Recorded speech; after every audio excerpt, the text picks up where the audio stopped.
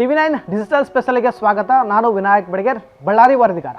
ವಾಲ್ಮೀಕಿ ಅಭಿವೃದ್ಧಿ ನಿಗಮದಲಾದ ಬಹುಕೋಟಿ ವಂಚನೆ ಪ್ರಕರಣಕ್ಕೆ ಸಂಬಂಧಪಟ್ಟಂತೆ ಸಚಿವ ಬಿ ನಾಗೇಂದ್ರ ಅವರ ರಾಜೀನಾಮೆಗೆ ಒತ್ತಾಯಿಸಿ ಬಿಜೆಪಿ ರಾಜ್ಯಾದ್ಯಂತ ಬೃಹತ್ ಪ್ರತಿಭಟನೆ ಕೂಡ ಮಾಡ್ತಾ ಇರುವಂಥದ್ದು.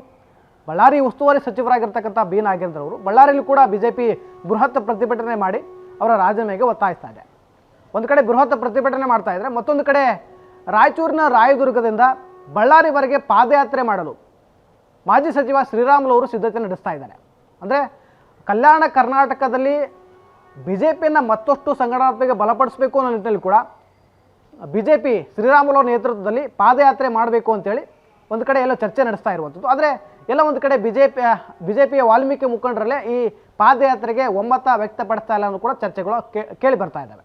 ಅಂದರೆ ಪಾದಯಾತ್ರೆ ಅಂದ ತಕ್ಷಣ ಮುಂಚೂಣಿಗೆ ಬರುವಂಥ ಶ್ರೀರಾಮುಲು ಅವರು ಇವತ್ತು ಮಾಧ್ಯಮಕ್ಕೆ ಪ್ರತಿಕ್ರಿಯೆ ಕೊಡುವ ಸಂದರ್ಭದಲ್ಲಿ ಪಾದಯಾತ್ರೆ ಬಗ್ಗೆ ರಾಯಚೂರಿಂದ ಏನು ಪಾದಯಾತ್ರೆ ಬಳ್ಳಾರಿವರೆಗೆ ಮಾಡ್ತಿರೋ ಅನ್ನೋ ಪ್ರಶ್ನೆನ ಕೇಳಿದಾಗ ಅವರು ಹೈಕಮಾಂಡ್ ಹತ್ತ ಬೆರಳು ತೋರಿಸ್ತಿರುವಂಥದ್ದು. ಅಂದರೆ ಪಾದಯಾತ್ರೆ ರೂಪರೇಷೆಗಳ ಬಗ್ಗೆ ರಾಜ್ಯಾಧ್ಯಕ್ಷರಾಗಿರ್ತಕ್ಕಂತಹ BY ವಿಜೇಂದ್ರ ಅವರು ಈ ಬಗ್ಗೆ ಸ್ಪಷ್ಟತೆಯನ್ನು ಕೊಡ್ತಾರೆ ಅನ್ನೋದಕ್ಕೆ ಅವರು ಜಾರಿಗೆ ಉತ್ತರವನ್ನು ಕೊಟ್ಟಿರುವಂಥದ್ದು. ಅಂದರೆ ಎಲ್ಲೋ ಒಂದು ಕಡೆ ಬಿಜೆಪಿಯಲ್ಲಿನೇ ಪಾದಯಾತ್ರೆಗೆ ಒಮ್ಮತ ಇಲ್ಲ ಅನ್ನೋದು ಕೂಡ ಸ್ಪಷ್ಟವಾಗಿ ಅವರ ಮಾತುಗಳಿಗೆ ಕೇಳಿ ಬರ್ತಾ ಇರುವಂಥದ್ದು.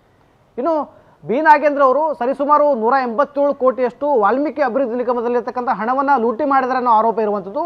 ಅದರಲ್ಲಿ ಕೂಡ ಅವರು ಆರೋಪಿಯಾಗಿದ್ದಾರೆ.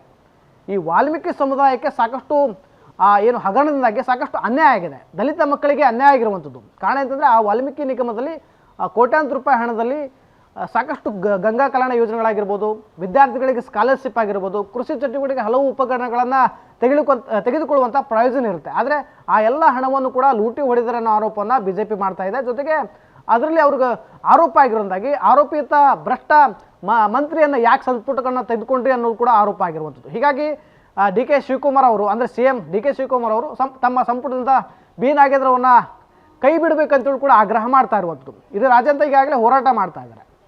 ಈ ಹೋರಾಟದ ರೂಪರೇಷೆ ನೋಡಿದರೆ ಈ ಸದನ ಮುಗಿಯುವವರೆಗೂ ಕೂಡ ಬಿಜೆಪಿ ಪ್ರತಿಭಟನೆಯಿಂದ ಹಿಂದೆ ಸರಿಯಲ್ಲ ಅನ್ನೋದು ಕೂಡ ಸ್ಪಷ್ಟವಾಗಿ ಗೊತ್ತಾಗ್ತಾ ಇದೆ.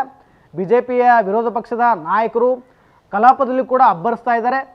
ಸಚಿವ ಬಿ ನಾಗೇಂದ್ರ ರಾಜೀನಾಮೆ ಆಗಲೇಬೇಕಂತೇಳಿ ಈಗಾಗಲೇ ಬಳ್ಳಾರಿ ಉಸ್ತುವಾರಿ ಸಚಿವರಾಗಿ ನೇಮಕರಾಗಿರ್ತಕ್ಕಂತಹ ಬಿ ನಾಗೇಂದ್ರ ಅವರ ತವರು ಜಿಲ್ಲೆಯಲ್ಲೇ ಬಿಜೆಪಿಗರು ಸಾಕಷ್ಟು ಆಕ್ರೋಶವನ್ನು ವ್ಯಕ್ತಪಡಿಸಿ ಪ್ರತಿಭಟನಾ ಧರಣಿಯನ್ನು ಮಾಡ್ತಾ ಇದ್ದಾರೆ. ಇದೇ ಬಳ್ಳಾರಿ ಜಿಲ್ಲಾಧಿಕಾರಿ ಕಚೇರಿಗಳ ಮುಂದುಗಡೆ ಅಹೋರಾತ್ರಿ ಧರಣಿ, ಅನಿರ್ದಿಷ್ಟಾವಧಿ ಧರಣಿಗೆ ಈಗಾಗಲೇ ಬಿಜೆಪಿ ಕರೆ ಕೊಟ್ಟಿದೆ. ಶ್ರೀರಾಮುಲು ನೇತೃತ್ವದಲ್ಲೇ ಅದು ಪ್ರತಿಭಟನೆ ಕೂಡ ಆರಂಭ ಆಗಿರುವಂಥದ್ದು. ಇವತ್ತು ಬೆಳಗ್ಗೆ ಮಾಜಿ ಶಾಸಕರಾಗಿರ್ತಕ್ಕಂಥ ಸೋಮಶೇಖರ್ ರೆಡ್ಡಿ ಅವರು ಬಂದಿದ್ದರು, ಪ್ರತಿಭಟನೆಗೆ ಭಾಗಿಯಾಗಿದ್ದರು. ಮಾಜಿ ಸಚಿವ ಶ್ರೀರಾಮುಲು ಕೂಡ ಪ್ರತಿಭಟನೆಗೆ ಭಾಗಿಯಾಗಿ ದಲಿತ ಮಕ್ಕಳಿಗೆ ಏನು ಅನ್ಯಾಯ ಆಗಿದೆ ಆ ಬಗ್ಗೆ ಸಾಕಷ್ಟು ಆಕ್ರೋಶವನ್ನು ವ್ಯಕ್ತಪಡಿಸಿದ್ರು. ಅಂದರೆ ಸಚಿವರಾಗಿರ್ತಕ್ಕಂಥ ಬಿ ನಾಗೇಂದ್ರ ನಾನೊಬ್ಬ ದಲಿತ ಅನ್ನೋ ನಿಟ್ಟಿನಲ್ಲಿ ಕೂಡ ಈಗಾಗಲೇ ಹೇಳ್ತಾ ಇದ್ದಾರೆ. ಆದರೆ ಅವರ ಹೇಳಿಕೆಯನ್ನು ಕೂಡ ಈಗ ಶ್ರೀರಾಮುಲು ಕೂಡ ಖಂಡಿಸ್ತಾ ಇದ್ದಾರೆ. ಕಾರಣ ಅಂತಂದ್ರೆ ದಲಿತ ಅಂತಂದರೆ ತಾನು ದಲಿತನಾಗಿ ದಲಿತರ ಅಭಿವೃದ್ಧಿಗೋಸ್ಕರ ಏನು ಕೋಟ್ಯಾಂತರ ರೂಪಾಯಿ ಹಣ ಇಟ್ಟಿದ್ರು ಅದನ್ನು ಲೂಟಿ ಹೊಡೆದಿದ್ದಾರೆ. ಹೀಗಾಗಿ ನಾವು ಒಂದು ಸಮುದಾಯದ ವಿರುದ್ಧ ನಾವು ಹೋರಾಟ ಮಾಡ್ತಾ ಇಲ್ಲ, ಸಚಿವ ಬಿ ನಾಗೇಂದ್ರ ಅವರ ವಿರುದ್ಧ ಹೋರಾಟ ಮಾಡ್ತಾ ಇದ್ವಿ. ದಲಿತರ ಹಣವನ್ನು ಆತ ನುಂಗಿ ನೀರು ಕುಡಿದಿದ್ದಾನೆ, ಹೀಗಾಗಿ ಆತನ ವಿರುದ್ಧ ಹೋರಾಟ ಮಾಡ್ತಾ ಇದ್ವಿ. ಆತನ ರಾಜೀನಾಮೆಯನ್ನು ಪಡ್ಕೊಳ್ಬೇಕಂತೇಳಿ ಶ್ರೀರಾಮುಲು ಜೊತೆಗೆ ಬಿಜೆಪಿಯವರು ಕೂಡ ಸಾಕಷ್ಟು ಆಗ್ರಹವನ್ನು ಮಾಡ್ತಾ ಇರುವಂಥದ್ದು. ಹೀಗಾಗಿ ಎಲ್ಲೋ ಒಂದು ಕಡೆ ಸಚಿವ ಸಂಪುಟದ ವಿಸ್ತರಣೆಯಲ್ಲಿ ಬಿ ನಾಗೇಂದ್ರ ಅವರಿಗೆ ಕಾಂಗ್ರೆಸ್ ಸರ್ಕಾರ ಅವಕಾಶ ಮಾಡಿಕೊಟ್ಟಿದ್ದನ್ನು ಈಗ ಬಿಜೆಪಿ ಸಾಕಷ್ಟು ಆಕ್ರೋಶ ವ್ಯಕ್ತಪಡಿಸುವ ಮೂಲಕವಾಗಿ ಅವರ ರಾಜೀನಾಮೆಗೆ ಒತ್ತಾಯಿಸ್ತಾ ಇದೆ.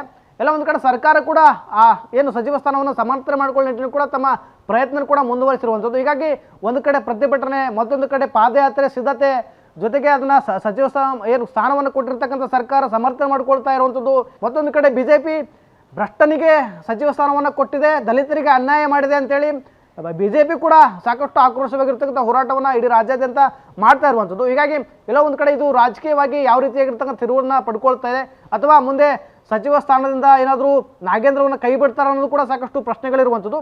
ಹೀಗಾಗಿ ಒಟ್ಟಾರೆ ಇದು ಒಂದು ರೀತಿ ಮುಂದಿನ ಬೆಳವಣಿಗೆಯನ್ನು ನಾವೆಲ್ಲ ಕಾದು ನೋಡಬೇಕಾಗುತ್ತೆ.